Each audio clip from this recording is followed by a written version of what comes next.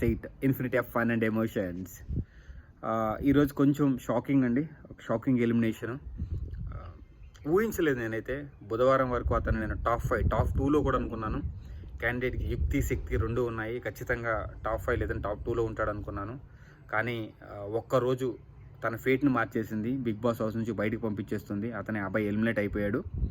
అబ్బాయి హౌస్ నుంచి వెళ్ళిపోబోతున్నాడు. ఇది నేనైతే ఊహించలేదు వెన్స్డే వరకు. థర్స్డే ఓకే, అతను యూజ్ చేసిన పదజాలం, దూషించిన విధానం బిగ్ బాస్ని బాగా హర్ట్ చేసింది. బిగ్ బాస్ కోపం వచ్చింది, క్షమించి వదిలేశాడు ఆ రోజు అనుకున్నాను. శనివారం కూడా కంటెస్టెంట్లు బతిమలాడినప్పుడు మన నాగార్జున కూడా బిగ్ బాస్ చెప్పాడు క్షమించి వదిలేయమని చెప్పి. బట్ బిగ్ బాస్ కూడా వదిలేశాడు అనుకున్నాను నేను. కానీ మన వ్యూవర్స్ వదలలేదు, వ్యూవర్స్ ఓట్లేదు.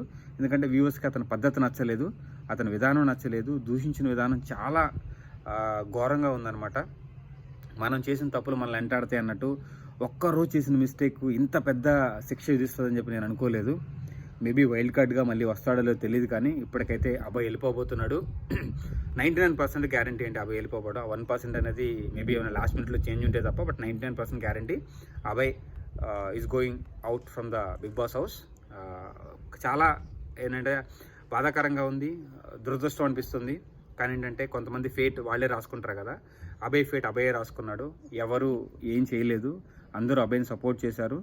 ఇది అతని ఫేట్ అతనే రాసుకున్నాడు. నోటితో అంటారు కదా, ఏమో అతను దాన్ని జోక్గా అనుకున్నాడు. బట్ ఏంటంటే జోక్ కూడా లిమిట్స్ ఉంటాయి, ఒక పద్ధతి ఉంటుంది, ఒక విధానం ఉంటుంది. అండ్ మాట్లాడే మాటలు కూడా హద్దులు మీరి మాట్లాడకూడదు, ఒకరికొక స్పేస్ ఉంటుంది. అవన్నింటిని దాటి మాట్లాడినప్పుడు ఇలాంటి పర్యవసానాలు వస్తాయి. సో బాధాకరమైనా కానీ మనం యాక్సెప్ట్ చేయాలి. This is Srini signing off.